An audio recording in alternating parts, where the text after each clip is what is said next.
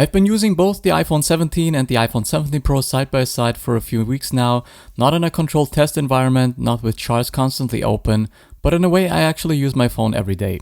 Taking photos on walks, filming short clips for social media, navigating with maps, replying to messages, editing photos late at night, and capturing those small, unplanned moments that usually end up being the most meaningful ones. And the goal of this comparison wasn't to crown a winner based on specs, it was to understand how these two phones actually feel in real life and whether the Pro is still worth the extra money now that the regular iPhone has moved so much closer to it.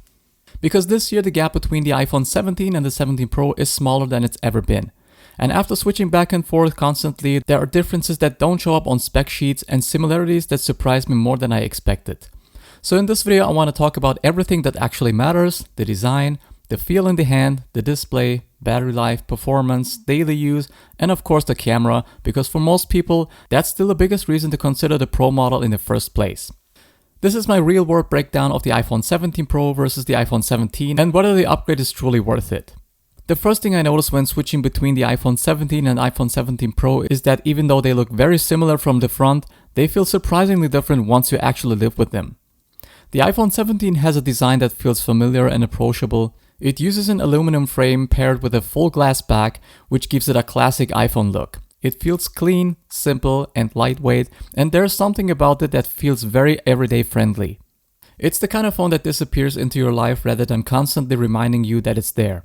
The iPhone 17 Pro, on the other hand, feels more intentional. Apple went with an aluminum unibody design where the glass is more integrated into the frame and the overall construction feels more solid. The edges are more rounded, the transitions feel smoother, and the phone makes it feel like a tool rather than just an accessory. One detail that stood out to me more than I expected is the camera area on the back. The iPhone 17, the camera bump is relatively compact, housing just the main and ultra-wide cameras. On the 17 Pro, the raised area stretches almost across the entire width of the phone to accommodate the triple camera system. It's visually more dominant, but also more balanced. When you're holding the phone horizontally to take photos or videos, your fingers naturally rest against the raised area, which actually makes the phone feel more stable. It's a subtle thing, but over time it changes how confident you feel when shooting. The color options reinforce this difference in personality even more. The iPhone 17 comes in a range of softer, more playful colors: lavender, mist blue, white, and black. These colors feel light, modern, and very lifestyle focused. They are easy to match with cases, outfits, and accessories, and they give the phone a more personal feel. The iPhone 17 Pro's colors feel more curated. Silver with a natural aluminum tone, a deep blue that feels understated but premium, and that cosmic orange color that feels bold but surprisingly different. It's not loud, but it has character. It feels like a design statement rather than just a color option.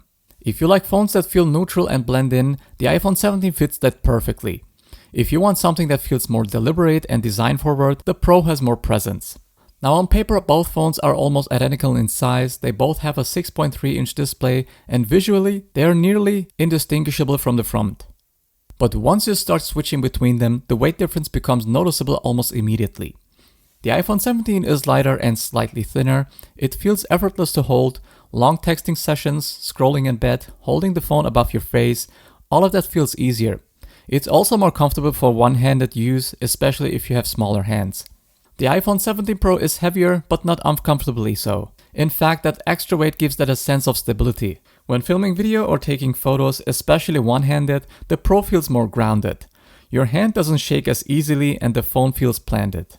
And there's also a difference on how the edges feel. On the iPhone 17, the glass meets the frame more directly, which makes it feel slightly sharper in comparison.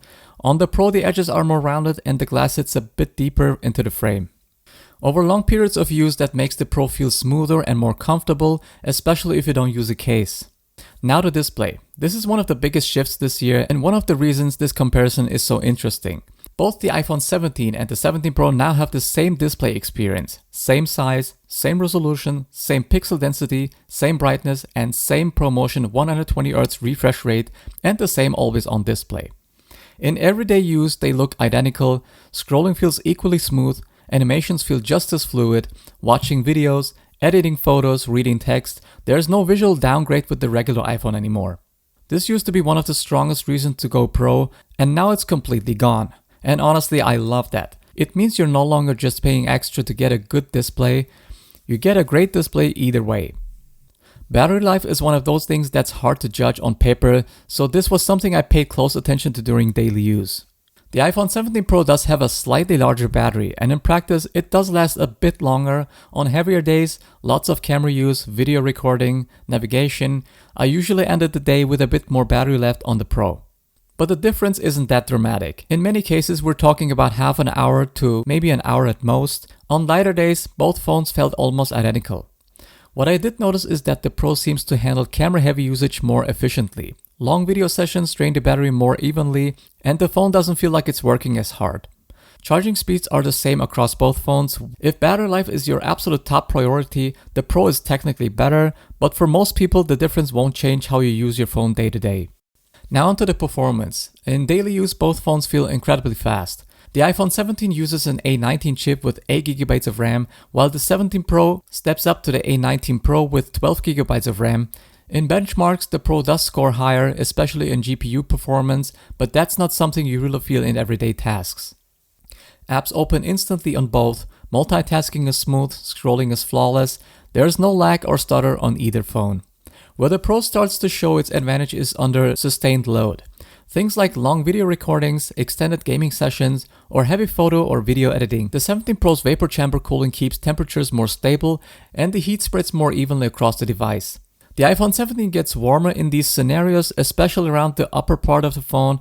It's never uncomfortable, but it's noticeable when you compare them directly. For normal daily use, there is no meaningful performance difference here honestly, but if you consistently push your phone hard, the Pro feels more relaxed doing it. Now the cameras. This is where the decision really becomes personal. Both have a 48 megapixel main camera and a 48 megapixel ultra-wide camera. The Pro adds a dedicated telephoto lens, and that one addition changes the entire camera system. The main camera on the iPhone 17 uses a 26mm lens. The iPhone 17 Pro uses a slightly wider 24mm lens. So in practice that means the Pro captures a slightly wider field of view, which is sometimes noticed in landscapes, architecture, and indoor shots. But photo quality in good lighting is extremely close, almost identical I would say.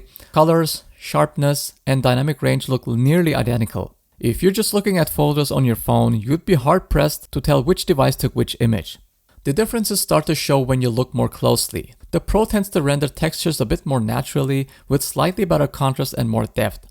Skin tones also look maybe a touch more realistic, especially in mixed lighting, and at night the gaps become a bit more noticeable. But both phones take very good night photos, but the Pro handles fine details a little bit better. Shadows look cleaner, noise is better controlled, and the overall image feels more natural and less overprocessed. The ultra-wide camera follows a similar pattern. In good lighting they are very similar, there's almost no difference here. In low light the Pro preserves more detail, especially around edges and textures.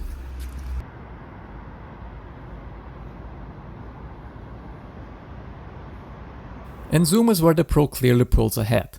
Both phones can do a 2x crop from the main sensor, and that looks great on both. But the Pro's telephoto lens allows you to go much further while retaining quality. 4x, 5x, and even 8x shots are genuinely usable and look extremely good. This makes a huge difference for travel, street photography, concerts, portraits, and any situation where you can't physically get closer to your subject.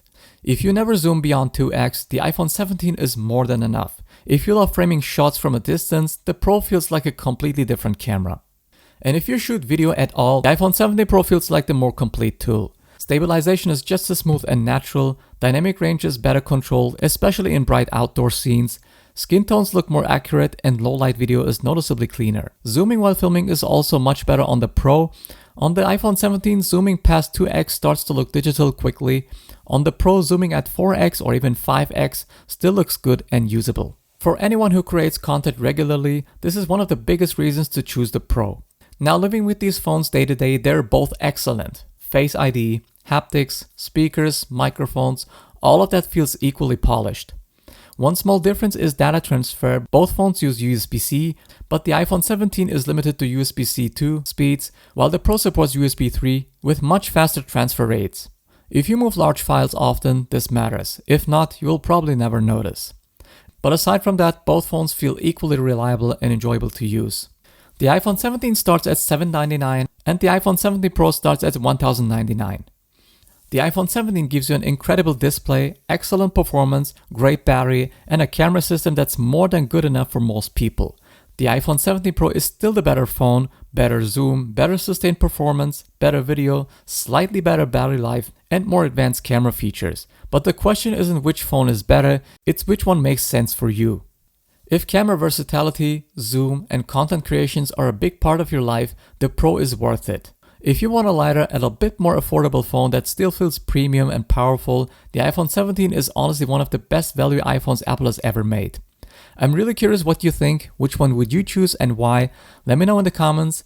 And if this comparison helped you, feel free to like the video and subscribe for more content like this. Thanks for watching, and I'll see you in the next one.